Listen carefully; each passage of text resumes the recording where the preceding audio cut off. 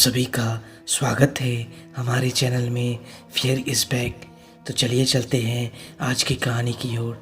दोस्तों, आज की कहानी हमें किशन श्रीवास्तव ने भेजी है, जो कि बिहार के रहने वाले हैं।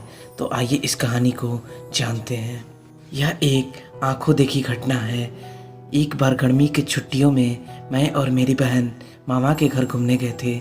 मामा के घर में नानी मुझे बहुत प्यार करती थी और मेरी बहन को यह पसंद नहीं आता था, क्योंकि वे थोड़ी शरारत वाली और थोड़ी मस्ती भी करती थी। एक दिन मेरी माँ की तबीयत अचानक ख़राब हो गई। तब मेरे मामा मुझे मेरे घर ले आए। वह भी मेरे घर पर रुक गए। जब मेरी माँ की तबीयत सही हो गई तब मामा जी बोले कि मैं अपने घर जा रहा हूँ। मैं मामा से कुछ बोल पाती इसके पहले ही माँ ने मामा को बोला, हाँ भैया अब ठीक है, आप घर चले जाइए। मेरे घर पर मैं और मेरी माँ दो ही आदमी बचे। 2-4 दिन बीत गया।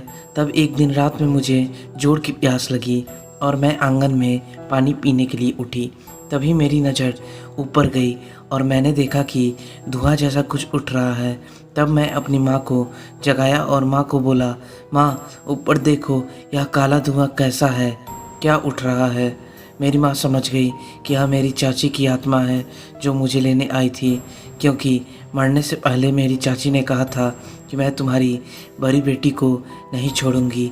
मेरी माँ ने मुझे सुला दिया और खुद घर के पीछे बैर का पेड़ लगा था, उसी के नीचे बैठकर रोने लगी, क्योंकि मेहंदी के पेड़ पर हमेशा रात 11:30 बजे के बाद चुड़ैल आत्मा भूत प्रेत निवास करते हैं और उसी पे चाची की आत्मा भी रहती थी। तभी मैंने देखा कि मेरी माँ के आसपास बहुत सारी औरतें बैठी थी। मेरे दिमाग में कुछ ना सूझ रहा था।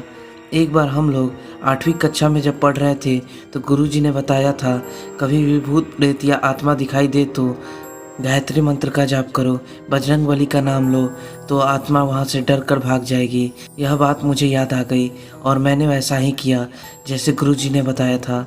आज मैं और मेरी माँ सही सलामत है, लेकिन जब से मेरी माँ के साथ ऐसा हादसा हुआ था तब से मेरी माँ को थोड़ी भूलने की बीमारी और थोड़ी डरने की बीमारी हो गई है और एक कमरे में बंद रहने लगी, क्योंकि बाहर अभी भी चाची की आत्मा दिखाई देती है। लोग बोलते हैं कि यह असत्य है, लेकिन जिसके ऊपर बीतती है वही जानता है। तो दोस्तों, यह थी किशन श्रीवास्तव की द्वारा भेजी हुई एक सच्ची घटना। अब हम मिलते हैं अपनी एक सच्ची घटना के साथ। धन्यवाद।